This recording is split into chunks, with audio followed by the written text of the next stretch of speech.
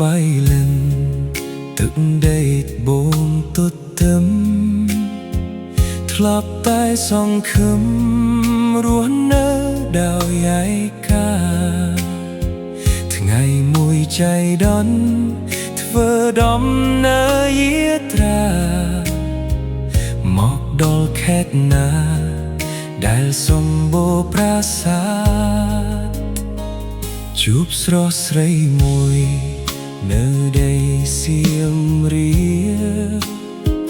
រៀបសារទន់ភ្លន់ទឹកមុខប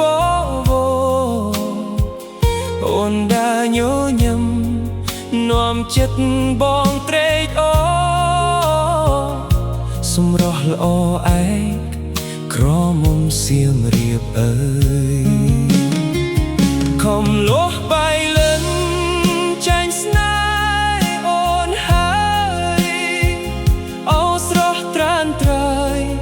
កុំមើលរុំលងចិត្តបងលួចស្រឡាញ់តាំងតែជួបដំបូងចង់បាននួនល្អធ្វើជាម្ចាស់បេះដូង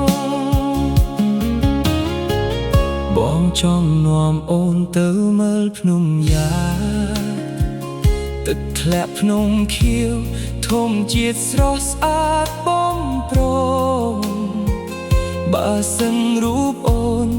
ព្រមស្ម័គ្ររួមរស់ជុំ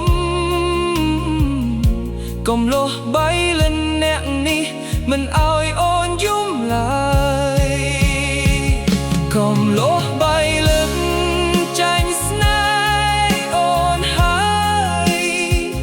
អូស្រស់ត្រានត្រើយកុំមើលរុំលងចិត្តបងលងស្រឡាញ់ចាប់តាំងពីដំបូងចង់បាននួនអងធ្វើជាម្ចាស់បេះដូង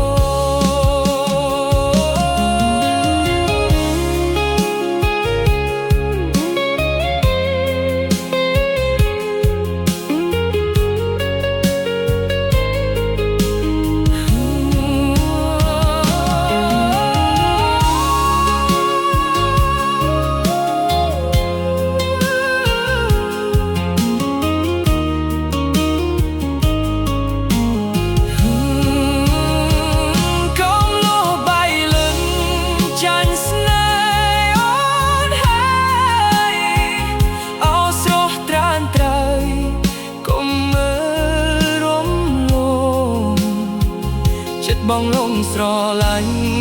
តាំងតែជួបដំបូងចង់បាននួនអងធ្វើជាម្ចាស់បេះដូងចាញ់ស្នេហ៍អើយក្រមុំសៀមរាបកុំលុះបីលិនរំចាំចំឡើ